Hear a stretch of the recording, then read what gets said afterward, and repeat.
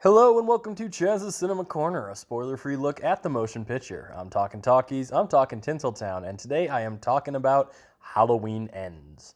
Now, let's start with the three things you want to hear from any spoiler-free movie review. Number one, yes, you do have to have seen some previous films to make sense of this, namely the original Halloween movie from the 70s, as well as the Halloween from 2018.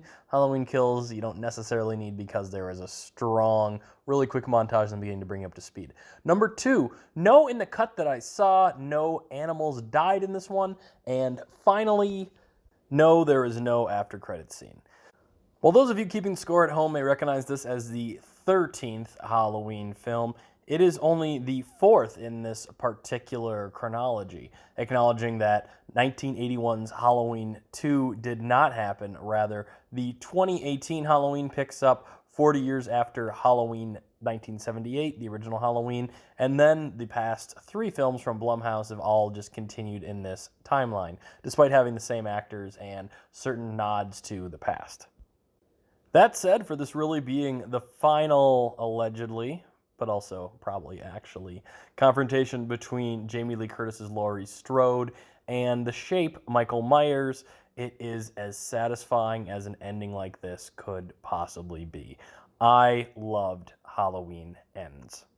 With any horror reboot, remake, or sequel, you're always going to run the risk of alienating a lot of the audience when you take a certain turn, when you go in a different direction, or when you're too repetitive and close to the original. There's no way to please everyone, but I think the idea that Halloween Ends is going to be polarizing is a bit overshot. Initially, a lot of people are going to be upset that Michael Myers doesn't appear in this until significantly later than previous Halloween films. The build-up to it is akin to the Charles Kaufman slasher classic Mother's Day, where you're given a lot of time to people on screen to build those characters, and thankfully I can say the payoff for this is tremendous. So when Michael Myers does interact with them, you have it going in so many directions that allow you to really care.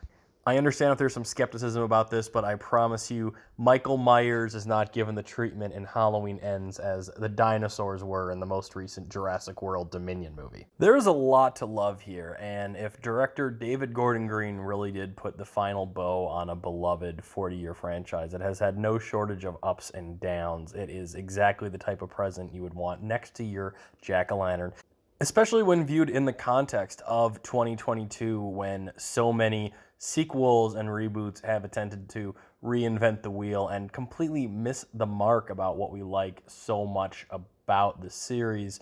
There's some particularly ingenious bits of filmmaking where we see certain tropes going in one certain way that we're so used to.